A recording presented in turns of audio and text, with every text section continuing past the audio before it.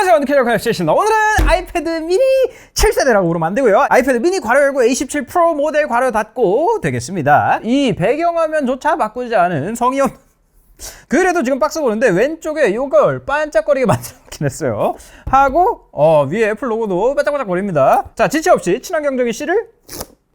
자, 안에 구성품은 본체가 있고요. 이쪽에 조그만 패킷이 하나 있어요. 뭐 간단 사용 설명서 뭐 그런 거겠죠. 충전기 있고 20W 출력 되겠습니다. 하고 USB-C에서 C로 가는 케이블이 하나 있다. 애플 치고 이 정도면 풍성하다. 바로 본체로 넘어갑시다. 파란색.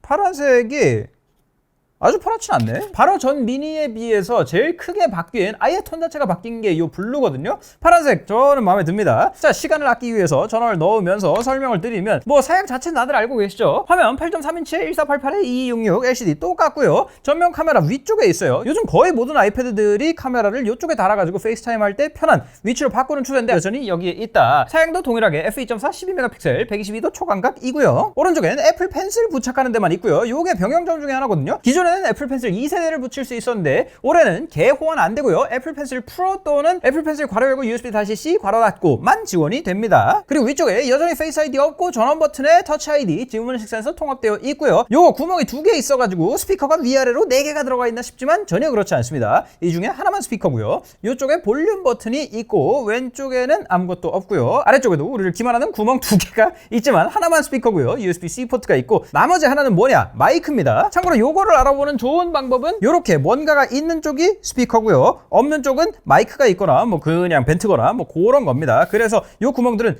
요쪽들이 스피커입니다. 뒤도 마찬가지로 별 차이 없어요. 아이패드 미니라고 적혀 있고요. 애플 로고 있고 카메라 f1.8에 12메가픽셀 광각 AF 지원되는 거 들어가 있고 후면에 마이크 하나 있고 LED 플래시까지. 저는 요 조그만한 태블릿에 LED 플래시가 있는 게 좋아요. 자, 이렇게 전작이랑 정말 똑같아 보이는데 변한 게 무엇이냐 설정하면서 말씀을 드리겠습니다. 일단 한국어 대한민국. 근데 설정하면서 당황스러운 거 하나가, 제가 이 얘기는 몇 번을 드렸었는데 아이패드 미니를 좋아하시던 분들도 요즘은 또 기준이 달라질 수밖에 없는 게, 그때와 다르게 요즘은 화면들이 다 같이 커졌는데 아이패드 미니는 여전히 상대적으로 작은 거여가지고 네이티브 OS는 그나마 덜한데 웹페이지 같은 것들이 굉장히 작게 보이기 때문에 예전과는 기준이 또 달라질 수밖에 없다고 말씀을 드렸어요. 근데 네이티브 OS여도 작은 화면에 완벽하게 최적화되지 않은 게 보이는 게, 애플 계정 이렇게 뜨고서는 여기에 건너뛰기가 원래 있어야 되거든요. 요건가? 하고 눌러봤어. 아니야! 이거 뭐야? 어딨어? 하고 봤더니 내려야 숨길 수 있게 나온다. 오케이, 이렇게 하면은 설정이 완료됐어요. 설정이 완료됐으니까 구형과 같이 보여드리면 전면 똑같고요. 혹시 똑같이 보여도 128Hz까지는 아니더라도 98Hz로 들어갔나? 아니고요. 전면 카메라 똑같고요. 오른쪽 보기에 똑같고요. 왼쪽 똑같고요. 아래쪽 똑같고요. 위에 쪽 똑같아요. 그래서 이렇게 파란색처럼 아예 새 색깔이든지 다른 색의 미묘한 차이를 알아볼 수 있는 게 아니라면, 외관으로 구분할 수 있는 방법은 셀룰러 모델임에도 불구하고 심카드 슬롯이 없다라든지 뒤쪽에 조그맣게 적혀있는 모델명을 보든지, 제일 눈에 띄는 거는 6세대는 아이패드라고만 적혀있는데 이번 것은 아이패드 에어처럼 풀네임 아이패드 미니라고 적혀있다 정도가 전부입니다. 이렇게 딱히 외관상으로는 변한 게 없기 때문에 무게 같은 경우에도 구형 와이파이 기준으로 293g이었고요.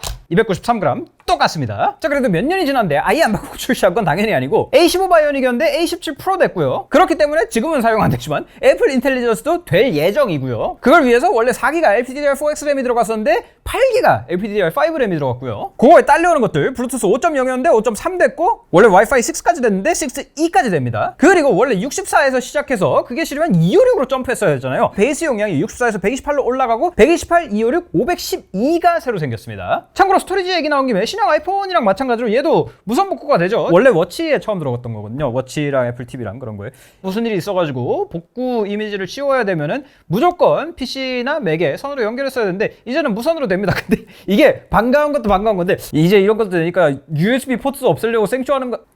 그래가지고 같은 용량일 경우에는 기본적으로 파티션이 잡고 있는 게 있을 겁니다. 그 외에 아까 말씀드린 대로 셀룰러 모델의 경우에 나노심 지원이 사라졌어요. 이 심은 원래 됐었는데 그냥 나노심 슬롯만 없앤 거예요. 이건 선택지를 오히려 없앤 건데, 보도자료에서 엄청난 혁신을 이룬 것처럼 표현해가지고 전 좀 짜증이긴 한데. 그리고 마지막으로는 마찬가지로 칩셋 딸려오는 거 스마트 HDR3가 4로 업그레이드 됐습니다. 아마 다이내믹 레인지에서 좀 의미가 있을 거예요. 자, 그런데 한 가지 궁금했던 것이, 애플이 신형에다가 초저 반사율이라는 표현을 썼거든요. 그래서 반사율이 더 낮아졌나 해가지고 비교하게 표를 들어가면 둘 다 그냥 저반사 코팅이라고 담담하게 써있어요. 그래가지고 애플식으로 그냥 호들갑을 떤 건지 아니면 진짜 뭐가 바뀌었는지 저는 너무 궁금했었는데, 원래 구형도 저반사 코팅은 돼 있었죠. 1.94였어요 구형 반사율이. 신형은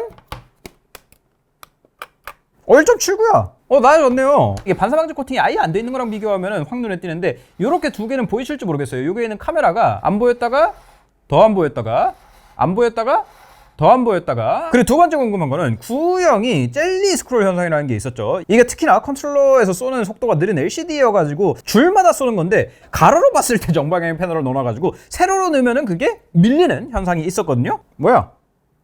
바꿨어? 패널을? 어이씨, 애플이 이럴 회사가 아닌데?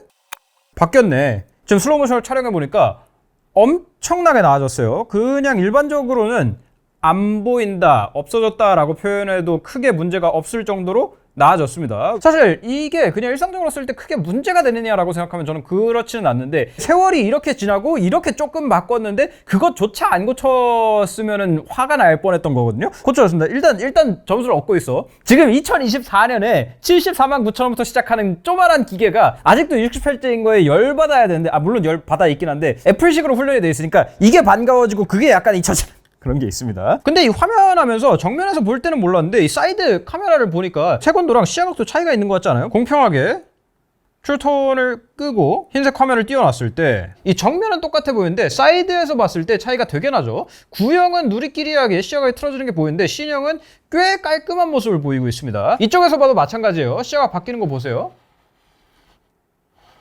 그렇죠? 정면에서 봤을 때는 비슷하죠?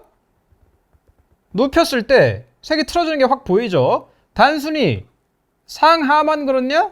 그렇지 않아요. 좌우도. 이거는 패널을 바꾼 것 같아요. 자, 이렇게 되면은 최대 밝기는 애플이 밝힌 걸로는 다르지 않았는데 구형이 450니트 정도 나왔었거든요. 신형도 크게 차이 없어요. 조금 밝긴 한데 뭐 요 정도는 그냥 오차 정도로 지나갈 수 있는 거여가지고. 자, 그렇다면 두 번째로 궁금했던 거, 사양표에다가 딱히 얘기는 안 하지만 개선될 수도 있고 너프될 수도 있는 거, 스피커를 잠깐 봅시다. 나 이 미니 볼륨 여기 있는 것도 마음에 안 들어. 구형이 요 정도, 신형이 저음이 더 강해지고 고음 쪽의 디테일은 조금 먹어 들어가는 게 있는데 바뀌었네요. 소리 특성도. 저는 저음이 좀 더 있는 게 취향이기는 해요. 하지만 구형도 사이즈를 감안했을 때 괜찮은 소리였기 때문에 이 부분에서 그냥 차이가 있네 정도로만, 막 엄청 좋아져가지고 당장 바꿔야 되겠다 하는 정도는 아니고요. 자, 그렇다면 사양상으로는 똑같지만 스마트 HDR3에서 4로 바뀌기만 한 카메라는 어떤지 봅시다. 자, 구형이 후면이 요 정도, 신형이 요 정도, 색깔이 좀 녹색이 돌게 바뀌었어요. 제 취향으로는 사실 구형이 더 예뻐 보이긴 합니다. 그리고 얘기 나온 김에 트루톤 플래시가 바뀌었다 그러던데 똑같아 보이는데? 아이폰 신형들처럼 막 플래시 방향 바꾸고 막 이런 게 되는 것도 아니고. 사실 이런 거는 문서 스캔 같은 거 할 때 제일 차이가 많이 날 텐데 뭐 그냥 조명을 끄고 한번 찍어 봅시다. 구형이 이런 결과물을 냈는데 신형은 뭐 좀 더 톤이 살아있게 나오기는 하네요. 더 다이내믹한 상황에서 어떻게 바뀔지 모르겠는데 그냥 색을 더 잘 살려준다, 어두운 곳에서도 정도의 차이인 것 같아요. 소프트웨어적으로도 뭔가 추가된 거는 없어. 비디오 녹화 4K 60까지 되고, 어차피 비디오 포맷 제어기가 구형에 있는데 신형에는 없니? 왜지?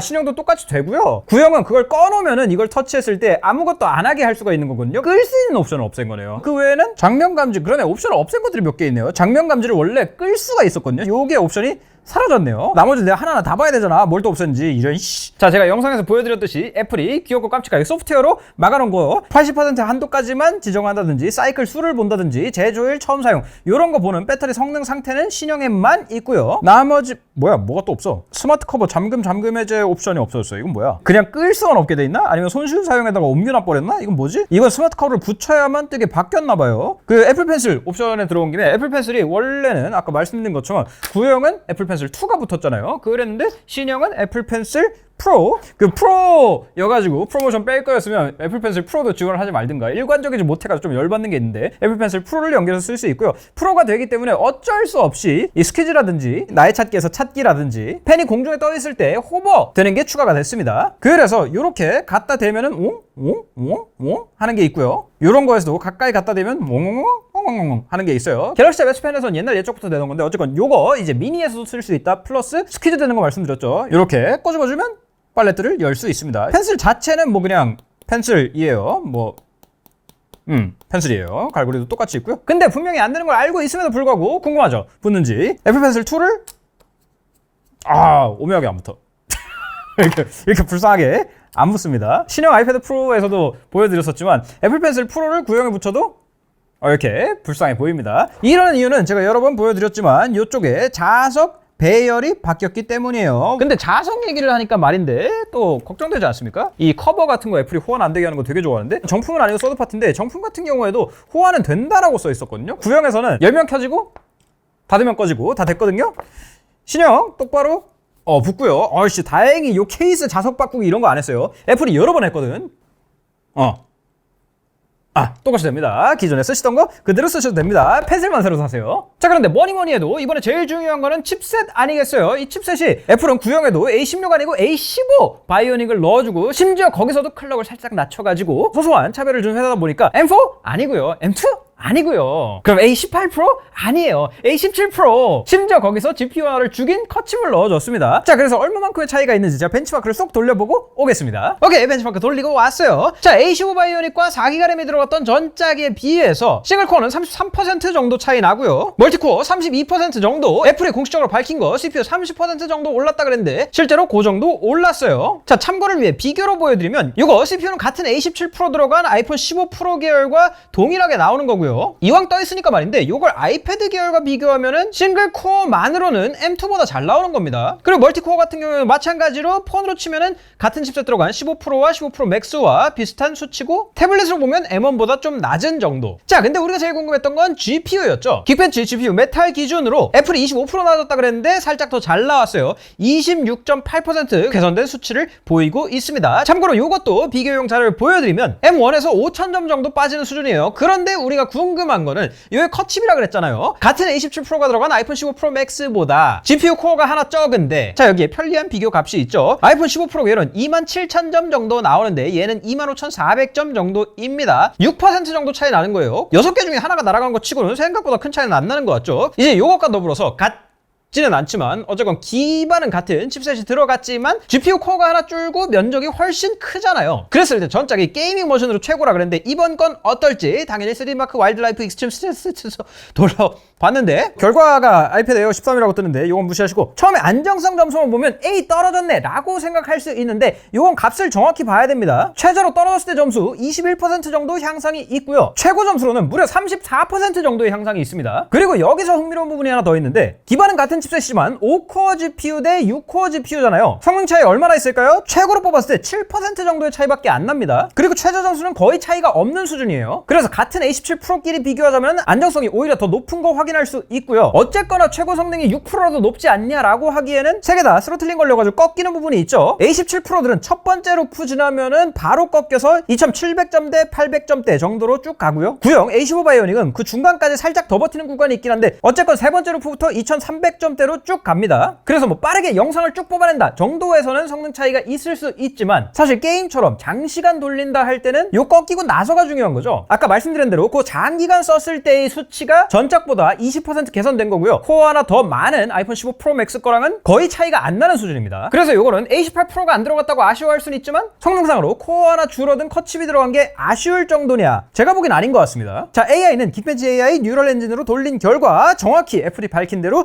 2배 좋아졌습니다. 의외로 요거는 아이폰 15 프로 맥스보다도 잘 나오더라고요. 그리고 이 칩셋 따라가지고 업그레이드가 된 게 M 계열 칩셋이 아니기 때문에 썬더볼트는 여전히 안 되지만 USB-C가 원래 3.2 젠 1x1이어가지고 5GBps까지 나갔는데 USB-C 3.2 젠 2x1이 돼가지고 2배 10GBps까지 나갑니다. 그래서 보세요. 당연히 랜드 특성상 용량에 따라서 속도 차이가 있을 겁니다만은 그냥 분위기만 보면 하나 둘 셋 12기가 정도 파일 복사하는데